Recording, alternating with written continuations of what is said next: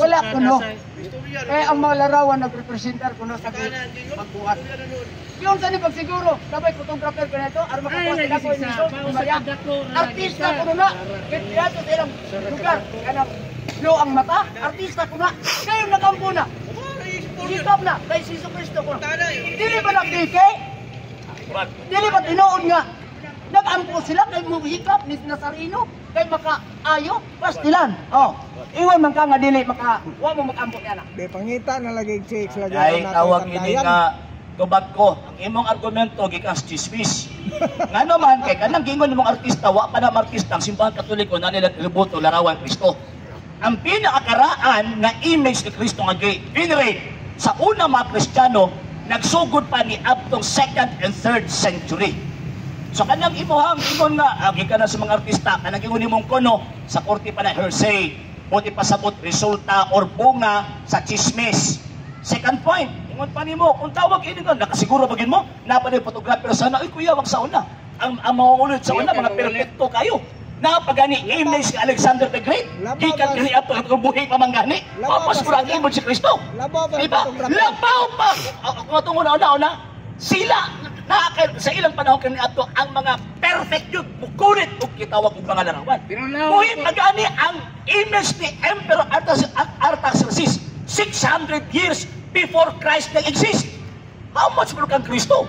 Pero now ni Paul, lisod ko. Lisod ka doon. Kasi ba daw ni Lisod ka duwingon? Okay, sige. Next question. Magan, salamat. Professor. Mas nalagay ito, nalagay chicks. Kaya kasulatan, mingon. Kaya nga magsimba ka mo, magsimba ka mo sa espiritu kamaturan. Karon kamaturan ka na. Adi na sila mutuhan na, amigo. Wala na sila gituhan. Pero ang Diyos, nag-iuna. Ang matuod nga pagsimba, magasimba sa espiritu kamaturan. Di na kinanglan, nga doon larawan niya. Aron kunungay. Napang katumatawaran yan, ang matubang din mo. Bisa ko na hulagway. Ngunit tinuod kamaturan. Ang matuod nga pagsimba, simba sa espiritu kamaturan. Sa espiritu na ba'y makita? Wala na. Oh, so Ano ang imuhang tawag yun ng interpretasyon? Kaya kung tanaw niyo ba ang mga Hudyo kani adto, magsimba sila, mag-atubang sila sa altar sa Jerusalem. O ang altar sa Jerusalem, Exodus chapter 25 verse 18 to 22, na iributo sa mga kerubin. Ang templo sa Diyos kani adto na ay mga ributo sa mga kerubin, na ay naong sa riyon, na apoy gitawag og naong sa tao. Nga pwede naman unta sila makasimba og magkampo ng wato mga ributo. Pero anong ilang magibot ang mga ributo? Kay pagpadayag ka na nga ang maong lugar na ay koneksyon nga langit nun. Dili kalibutanon. Kaya kung wala na kitawag og mga ributo sa mga santos, utangan lang nagtulog ka sa kong kopras. Maalaan nagbudigas kopras. Kaya mo siya na, dapat yun pagsimba sa Espiritu kamaturan. Gibuhat na sa Katoliko. Pagmatuloy ng Katoliko, amahan mo nakas langit. Di kinamlo ng Katoliko, amahan mo, pipilit ka ng larawan. Kaya kung mga panay pag-ampuha, tama nang imuhangon ako natin. Pero di naman pag-ampos Katoliko. Pag magsimba Katoliko, himaya samahan ug sa anak ug sa Espiritu Santo. Di gyud pa ingon ang mga Katoliko na himaya sa ributo ni Maria, ributo ni Pedro ug uban pa. No. Nga naman kay ang pag-ampo, pagsimba sa mga Katoliko, direkta na sa Diyos, kay nituman ang mga Katoliko sa pagsimba sa Espiritu kamatuoran. Ito mga Katoliko, ana. Ano ginamit ng ributo? Kay mismo ang balaang kasulatan, ang unang katawag sa Diyos pa sa magsimba, bugamit og ributo. Pastor Rotoy. May mga, saan pahimuan yung ributo si Judas? Pastor Rotoy, ano kayo lagi? Next question. Okay man po. Okay na dyan. Pero ang problema lang Ano na problema? okay na, pero ang problema ay di man gid magkampo ang Katoliko ko ato bakod. O atong gidagan matubang. Kaguan na yung picture sa chicks ka na mo magustuhan. Dili magkampo ko way tuto ilang ato bakod. Ilang way problema na. Pero ang utang sa tubangan sa Dios kun dili pa sila problematic. Kay ang Dios atubuan. Kay unsa man nila makatubang. Magampo naman dia. Ngayon na ganang tabang na istorya na anak ko may istorya. Oh, kana ko nung ilang mga santos makahatag milagro. Isa ka sung ganon. Ano sige magkakanaupan? Kaya ito mo ko simbahan. Isa ka ba sa mulangan? Kumato ni San Pedro. Kay Sipan. O karon. Kaya ito siya. So, sa pindi man sa sigulangan, at katong kakistan kay mali itong bukoy, sugaron man po. Kakasabot siya nga katong sugaron nga, nagtigulo yung manok. Dadali ka tulip, kunalan na itong santos. Kaya wak man lagi sa kadaw. Ang sakistan, una-unag, at ito, ang gamay di bulto, kilisag na ko kayo. Pagkabot ang sugaron. Sa imong manghod. Sa tatay mo. Sa tatay Kaya wak naman, hindi ko. Ang gamay. Panis Hindi na. ko kayo. Panis na nga, Job. Sama ko na sa istorya. Si Abraham kaniya to, yung mag-iswas pa Abraham. Wa ko na i-kira ng hubog.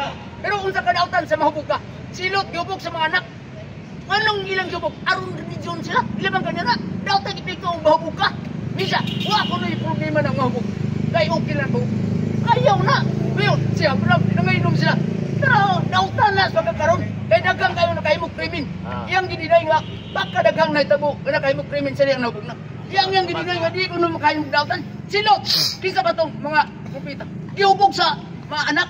Kaya magkos nagpapili. Dalawa, gihubog. Kaya pinagi di mahubog. Malimot na. Sa iyang anak, yung na yun. Muna yung nakadautan niya, ha? Ha? Kaya hindi pa. Wala pa sa problema. At bangan laman taan ng story. Diba? Nagtuo kong mag-present kasi ebidensya o ka ng mga facts pa sa pagbungkag sa ato ang tawagin ng argumento. Pero tanawara, Story sa tubaan. stories tubaan, os barbiruhan naman, diba? At bangan ang tag-story. O una. May katoliko nga, paminaw sa, ano man isaad na yung argumento eh. Ang atong topic, rebuto, naabot na po ka sa hubog.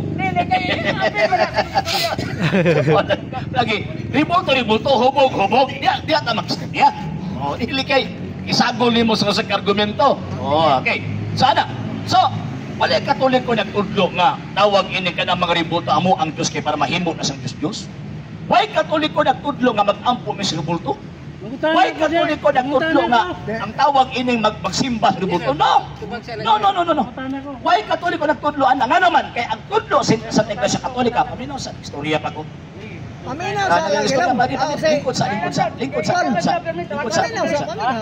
Ay, dakong sala ni nabo. Okay. So, Paminaw sa lamog ganina. ang tudlo sa Iglesia Katolika, Apostolika Romana, now this is the Catholic faith, we worship one God. Nagsimba lamang kami, usa lamang ka Diyos. So kung mingon mo nga, ang Katoliko nagsimba sa mga ributo, pagbutang-butang na. 1 Corinto Kapitulo 6, versikulo 9, katong tawag yung butang-butang may impyerno. Na, kandidato gini. Apil ko na school, kandidato ni. Diba? Number 2, concerning sa kitawag hubog-hubog, ano sa manday mahitabo nga mamahimo ng sa? Mamahimo ng sa kung naghubog-hubog ka, after ka nahubog, ang imong pagkahubog, ibutang imo sa imong ulo, naghihimog ng kagutan. Kanda. Pero, kung yung ipasangin yung paghubog-hubog mo, unay, pili, oy. Labi na ka nakainom ka lang, kay even gani, again na, si Abraham, yes, mahimo sa instrumento nga matula ka, pero it does not mean nga sa tanang panahon magamit sa spaces, katungod kayo nahubog ka, magkahimo na kayo, for example, si Paul, mga nino diri, nakikainom ang yun eh. Nagubog-ubog. Nagdaot na po ng Paul. Luwas naman eh. Diba? Luwas naman eh. Ano, Paul? Oh, hindi man yung katoliko. Diba? Hindi man yung katoliko. Anong katoliko naman yung nag-ibog? Sa England. So, buti pa sa... Paminaw sa lingkod sa diya. Nakapagay kumahuman. Kami sa naging pintro. Kanon. So, muna nga, dili pwede na ipasangil lang mo ang mga butanga nga komo kay naay mga palahubog, komo kay tawag ining naay mga katolikong mga padlungon, tugomo kay naay mga katoliko nga nag-implementar sa mga butang nga dili may pagpusig sa Katolika, ang Katoliko na ang sadan. No! Mali! And at the same time, ang mga propeta kaniadto pa sa magsimba sa Ginoong Dios tungod sa ilang mga sala ng ilang gipag-imo, pasayloon sila kung mutuo lang sila ngadto sa Dios kanya kay mga Katoliko karon na may sakramento. Wala mo doon eh. Nga naman kaya ang pagpasaylo sa Diyos ihatag kay Isaias 1:18, ingon pa niya, dali mo, maghusay ta, kung bisag unsa ka pulay yung sana, ako anang papution. As long as buhi na, may kay gayunang tang makabalik sa Diyos. Pero para sa imo hapit, para naman kay gayunang mabalik. Nga naman, Hebreano Kapitulo 6, kabalo naman ka si tama kung si mali. Yan ang pabiling gihapon ka ng imuhang minali. Ikagulo si Pero, bakusog pa na sa raket, buhay sangit-sangit. Jadi ba, di juga musuh Ulat. Andog na sa mo. Lingkod sa diya. Pero kung makapalit niya istampa ni Maria na may kamay din paplita, sa katapusan ng istampa yun, ang kanang istampa ni Maria, ipabutang sa simpan sa din turista, order ka na papa ka na ito, ano ang puan, pero yung didinay, wak ko na magtulog. Sige lang, wak tayo memo dia. Si James Bugyapon, wak na siya mag-ampon sa tuwinyo. Ikaw man mahal nga sa tuwinyo, ikaw man naamong Diyos o kamong hari. Ako ka na, wala ko na mag-ampon, tanaw dia. Rosario Santo Niño. Ano? At sige, okay lagi. Mato pa ni mo, wala. Dito na kasabot niya. Patubagas ako. Ito, yung madalawa si Jab, right? Atong usahon ba? Ano man? Again why pagtulunan ang Santa Iglesia Katolika, Apostolika Romana nga ang Katoliko mag-ampo gibuto mag-ampo garawan. Kaya ang pagtulunan ng simbahan Katoliko mag-ampo direkta sa Dios. Bitaw mo ng Katoliko, amahan namo nasa langit. Di gyud na mengon ang Katoliko nga amahan namo gipilit ang larawan. Kanang gingon ni mga suko sa papa nga ibutang ang istampa sa mahal nga Birhen Maria, ako dili ko musupak ana. Pero wa gyud mengon ang Santo Papa nga diha mo musimbas libuto, no? Diya mo musimbas istampa. No, kaya na ang simbahan Katolika na may pagtulunan nga relative and absolute veneration. Ang absolute veneration, pagsimba ka na direkta sa persona, dili sa butang. And ang relative veneration, mao ka na ang pagsimba nga gigamit ang butang, pero ang gisimba ang kilarawanan. So ang sugo sa Santo Papa, nagsumpi nga ibutang ang istampa nila, aron gitawag og simbahan, usa ka na ka-relative veneration, kung ipasabot in relation sa responsableng girepresentahan ni anang maong istampa. Nganong girespeto man namo ng mga ributuha, nganong girespeto man namo ng mga larawana, dili tungod sa ilang pagkalarawan, dili tungod sa ilang pagkaributo, kung dili sa responsableng girepresentahan ni anang maong utanga. For example, kanaributong Rizal, nganong girespeto man sa gobyerno? Tungod pa kay bato na, tungod kiributo? No! Girespeto na sa gobyerno tungod sa responsableng girepresentahan anang ributuha. Mana every National Heroes Day, every Rizal Day, muadto ang tawag ining panggamahanan, mag-offer og bulak, musaludo. Pagsalot, buot ipasabot niya na ba, ribulto ang gisudan? No! Ang kisaluduhang si Rizal, dili ang ribulto, pero ano na ang ribulto? Tawag yung pagpanayag ka na sa gugma sa mga Pilipino, bisan pagpatay na si Rizal, nagpabiling gihapon ang pagtahod nila sa maong gitawag og bayani. Same sa mga Katoliko. Nano naghahimo ni veneration sa gitawag og mga ribulto sa mga santos, relatively, absolutely relatively, nga naman tungod sa responsableng girepresentahan ni anang maong gitawag og larawana. Number 2 point niya, ingon pa niya, Santo Niño gisimba, ang Santo Niño si Kristo man. Ang Santo Niño si Kristo na. Pag miyong Santo Niño, wa ko nag-refer sa ribulto. Nag-refer ko sa responsable na kung diin na himong tao, na himong bata. Kinsa man, si Kristo. Kay ingon pa San Juan 1:14, and the word was made flesh, kaya nahimo man siyang flesh, nahimo man siyang tao, ni aki yun siyang pagkabata. So ang tawag niya, Santo Niño.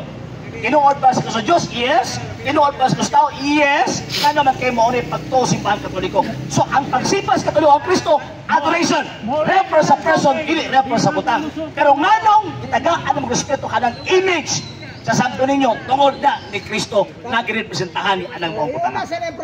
Sa hindi pa po nakapag-follow sa mga pages po natin, i-follow nyo po yung mga pages po natin, RJ Horolanciano II TV, Apolia Punto Argumento page, Kuya Apologist TV page, and RJ's Vlog 2022.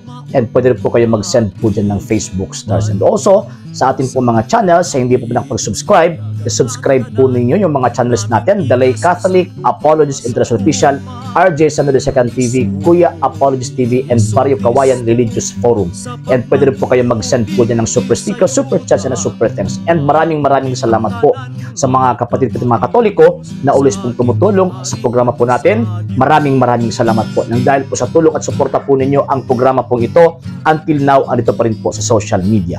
And until now din po, nangangailangan pa rin po tayo sa tulong at suporta po ninyo dahil wala po kami magagawa rito mga sir, mga ma'am, kung wala po yung tulong at suporta po ninyo. Sa gusto pong tumulong, sa gusto pong sumuporta, pwede po ninyong ipadala ang tulong at suporta po ninyo sa pamamagitan po ng ating mga account numbers dyan po sa ating pong screen.